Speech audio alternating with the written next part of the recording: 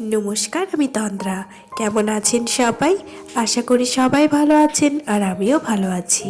আমার আরও একটি নতুন ব্লগে আপনাদের সবাইকে স্বাগত জানাই। এখন বাজে ভোর 5টা বাজতে 5 বাকি, ঠিক এইরকম টাইম। আর এই তো খানিকক্ষণ আগে আমার শ্বশুরমশাই এসে ডেকে দিয়ে গেছেন, কারণ আজকেই কিন্তু আমাদের দীঘার উদ্দেশ্যে বেরোতে হবে। প্রায় 6টার মধ্যে বেরিয়ে পড়তে হবে, তার জন্য 1 ঘন্টা আগে উঠতে হবে, নইলে তো আবার এই সমস্ত কাজ করে বেরোতে পারবো না। অন্যান্য দিনের তুলনায় আজকে ঠান্ডাটা কিন্তু অনেকটাই কম, আর সেই জন্য কিন্তু অনেকটাই রক্ষা। যদি অন্যান্য দিনের মতো ঠান্ডা হতো তাহলে কিন্তু কষ্টটা আরও বেশি হতো। তো এই তো বিছানাটা কোনো রকমে গুছিয়েছি। এখন তো বাড়ি থাকবো না, তাই ভালো করে গোছানোর কোনো প্রশ্নই ওঠে না, আর গোছাতে ইচ্ছেও করছে না। তো এই তো বিছানাটা গুছিয়েছি, আর শ্বশুরমশাই আজকে চা করেছেন, তো এই যে নিয়ে আসলাম, এখন দুজনে মিলে খাবো। তবে আমার হাজব্যান্ড ওয়াশরুমে গিয়ে বসেই আছে, তো আজকে ওর জন্য ওয়েট করার সময় নেই, আমি একাই খেয়ে নিলাম। কারণ এরপরে কিন্তু আমার এখনও অনেক কাজ বাকি আছে, কারণ সবটা তো আমাকেই করে বেরোতে হবে, ও তো খালি জামা প্যান্ট পরে বেরিয়ে পড়বে। সকালবেলায় যতই গরম থাকুক না কেন, শীতকালে জলটা কিন্তু বেশ ঠান্ডা হয়। তো হাতে যখন নিচ্ছিলাম তখন হাতে যেন ছ্যাঁকা দিচ্ছিল, এরকম একটা অবস্থা। তো কিছু করার নেই, এই গরম জল করে মুখ ধোয়া এগুলো কিন্তু বেশ বিরক্ত লাগে আমার। তো এই ঠান্ডা জলে মুখ টুক এগুলো সব ধুয়ে ফ্রেশ হয়ে নিলাম। রাত্রিবেলায় যেহেতু ব্রাশটা করে রেখেছিলাম, তাই সকালবেলায় আর ব্রাশ করিনি। এই যে মাউথ ওয়াশ আছে, মাউথ ওয়াশটা দিয়ে ওয়াশ করে নিয়ে এই যে তারপরে মুখটা ধুয়ে নিয়েছি। যে কোনো জায়গায় যাওয়ার আগে কিন্তু আমার রাতে ঘুম হয় না, সেটা আগের ভিডিওতে বলেছিলাম আপনাদের। তবে কালকে রাত্রে কিন্তু আমার বেশ ঘুম হয়েছে, এবং সকালবেলায় যে আমাকে ডেকে দেবে সে একটা টেনশন ছিল না, যার জন্য কিন্তু আমি একদম রিল্যাক্সে ঘুমাতে পেরেছি। আর এই যে ফাইনালি রেডি হয়ে গেছি বেরোনোর জন্য। তো এখন এই যে মালা কানের এগুলো পরবো। একটা হালকা পাতলা জামা পরেছি, যেহেতু বাসে অনেকটা সময় ট্রাভেল করতে হবে, তো সেক্ষেত্রে অসুবিধা হতে পারে। সেই জন্য একটা একদমই কটন বলতে পারেন, এটা একদম কটনের একটা কুর্তি পরেছি। আর একটা সোয়েটার তো পরতেই হবে, যতই গরম হোক না কেন। এখন কিন্তু ভোর 6টা মতো বাজে, তো ততটা গরম মোটেও নয়। তবে রেডি হতে হতে আমার কিন্তু বেশ গরম লাগছিল, কারণ ছোটাছুটি করতে হয়েছে। আর এই যে ফাইনালি এখন বেরোবো। বিয়ের পরপর যখন অন্যান্য জায়গাগুলোয় বেরোনো হতো এই এই ধরনের ট্যুরে যাওয়ার জন্য, তখন কিন্তু বেশ একটা আনন্দ হতো। তবে এখন যখন বাড়ি থেকে বেরোই, আনন্দ তো হয়, তবে তার সাথে সাথে অনেকটা দায়িত্ব, অনেকটা ভয় কাজ করে। আর এই যে গাড়িতে উঠে পড়েছি, অনেকটা তাড়াহুড়োর মধ্যে গাড়িতে ওঠা হয়েছে, সেই সময় তো আর ভিডিও করা হয়নি। তো একটা চিড়ে ভাজা কিনে খাচ্ছিলাম, আর এই যে বাসে এখন সবাই মিলে বসে আছি। আমার শ্বশুর আর শাশুড়ি মা একদম সামনের সিটেই আছেন। আর এই যে বাসটা এখন চলছে।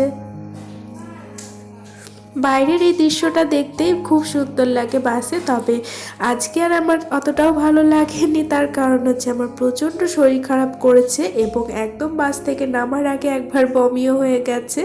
তো এইবারই আমার বাসে ফার্স্ট যে বমি হয়েছে, এর আগে কিন্তু কখনো হয়নি। অনেকবার শরীর খারাপ করেছে কিন্তু কখনো হয়নি সেটা। তো যাই হোক, এবার কিন্তু হয়ে গেছে, আর কষ্টটাও কিন্তু অনেকটাই পেয়েছি। ওখানে চপ মুড়ি খাওয়ার জন্য একটু দাঁড়িয়েছিলাম, তো বাসে ওটাই টিফিন করেছি। আর এই যে ফাইনালি পৌঁছে গেছি আমাদের যে হোটেল ছিল সেই হোটেলে।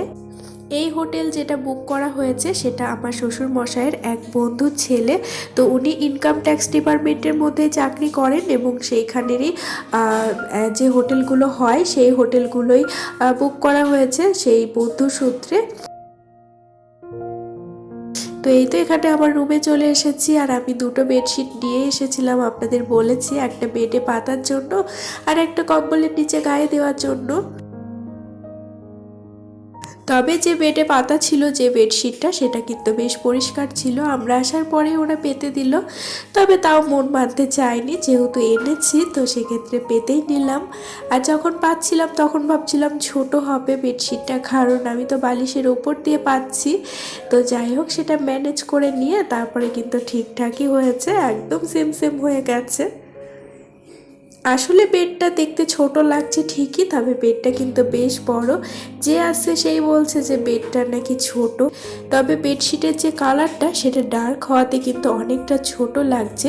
যখন আমি হোয়াইট কালারের বেডশিটটা পাতলাম তখন কিন্তু বেডটা বেশ বড় দেখাচ্ছে। তো এটা একটা ব্যাপার আছে, সেই জন্য বেডটা এর আগে ছোট দেখাচ্ছিল। আর এই যে বেড সাইড যে আমাদের জানলাটা আছে সেখান থেকে একটা ভিউ, ওটাও একটা পাশের হোটেলই ছিল। আসার পরে স্নান টান করে নিয়েছি, এখন যাব খেতে। আর খাওয়া দাওয়া করার পর ঘুমাচ্ছিলাম, হঠাৎ করে আমার হাজব্যান্ডের এক বন্ধু বলল যে সে নাকি এখানেই থাকে, কাজ করে, তো তার সাথে দেখা করতে। তো তার সাথে দেখা করার উদ্দেশ্যে একবারে বেরিয়েছি। আর এই যে এখন বিচে চলে এসেছি। দীঘা আমার ফার্স্ট টাইম, সবাই বললে হয়তো হাসবে ব্যাপারটা নিয়ে, তবে এটাই সত্যি। আমি অনেক জায়গায় ঘুরেছি ঠিকই, তবে দীঘায় কিন্তু এই আমার ফার্স্ট টাইম। ভীষণই ভালো লাগছিল, কারণ সমুদ্রেও গিয়েছি অনেক বছর আগে, যখন ছোট ছিলাম তখন পুরীতে যাওয়া হয়েছিল। তারপরে আর কিন্তু অনেক জায়গায় যাওয়া হয়েছে, তবে সমুদ্রে যাওয়া হয়নি। তো বেশ ভালো লাগছিল সমুদ্রের ধারে অনেকক্ষণ বিচে বসে থাকার পর। এই যে এখন এইদিকে চলেছি মোহনার উদ্দেশ্যে, এবং এইদিকে একটু হাঁটবো। বিচে যখন বসেছিলাম তখন কিন্তু সমুদ্রের জল দেখে ভীষণই স্নান করতে ইচ্ছে করছিল। স্নান করা মানে ওই জলে গিয়ে একটু দাঁড়ায়, একটু বসি, এই ধরনের ইচ্ছেগুলো হচ্ছিল। তবে এখন তো কিছু করার নেই, এখন বিকেল। আর এই যে এখানে একটু চিকেন কাবাব খাচ্ছি, তো এগুলো দেখে কিন্তু বেশ লোভ লাগছিল ওখানে, তাই খেয়ে নিয়েছি। আর একটু ঘুগনিও খেয়েছি, ঘুগনি তো আমার প্রিয়, যেখানেই দেখি না কেন আমি কিন্তু ঘুগনিটা খাই। তারপরে রুমে চলে এসেছি। আর এই যে এখানে একটা আমার শোপিস মতো আছে, এটা দেওয়ালে অ্যাটাচ করা আছে। তো শোপিসটা কিন্তু বেশ ইউনিক, মধ্যে যে তাকটা আছে তার মধ্যে কিন্তু আয়না ফিট করা আছে। তো এই ব্যাপারটা দেখতে কিন্তু বেশ ভালো লাগছে। আর এখানে দুটো বিস্কিট আমি রেখে দিয়েছিলাম, একটা নেব, কারণ সন্ধ্যাবেলায় ওই যে ইলেকট্রিক কেটলিগুলো আবার লুকিয়ে আনা হয়েছিল, সেইগুলোতে আবার চাও করা হয়েছে। তো চা খাবো এখন, সেই জন্য বিস্কিটটা বার করে নিচ্ছি। জানি না ভিডিওতে কি করছি কি দিচ্ছি কিছুই জানি না, তবে আজকের ভিডিওটি আপনাদের কেমন লাগলো তা একটি কমেন্ট করে জানাতে ভুলবেন না। ভালো লাগলে একটি লাইক করে দিতে পারেন, আর আমার পাশে থাকার জন্য আমার চ্যানেলটি সাবস্ক্রাইব করে দিতে পারেন। বাড়ি থেকেই প্রচণ্ড ঠান্ডা লেগেছিল, তার উপরে এসি বাসে আসার কারণে আমার যখন শরীর খারাপ হচ্ছিল তখন কিন্তু এসির পাওয়ারটা যেটা উপরে থাকে সেটা কিন্তু বাড়িয়ে দিতে হচ্ছিল, যার কারণে আমার ঠান্ডা লাগাটা আরও বেড়ে গিয়েছে। আর ভয়েসটা দিতে একটু প্রবলেমও হচ্ছে, আর আপনাদের শুনতেও প্রবলেম হচ্ছে আশা করি, তবে একটু অ্যাডজাস্ট করে নেবেন প্লিজ। আর এই যে হারটা আপনারা দেখছেন, এটা কিন্তু এখানে একটা দোকান থেকে কেনা হয়েছে, বিচের ধারে যে দোকানগুলো থাকে। এটা দাম নিয়েছে 450 টাকা, 550 টাকা বলছিল, তবে এই যে একটু বার্গেনিং করার পর 100 টাকা কমিয়েছে। তবে আমি কিন্তু বেশি বার্গেনিং করতে পারি না, যার কারণে আমি কিন্তু বেশি কমাতেও পারি না, আর এর থেকে কমে দেবে বলে আমার তো মনেও হয় না। এই যে কানের আছে, আর সেম যে কানেরটা আছে সেই লকেটটাই কিন্তু মালাতেও দেওয়া আছে।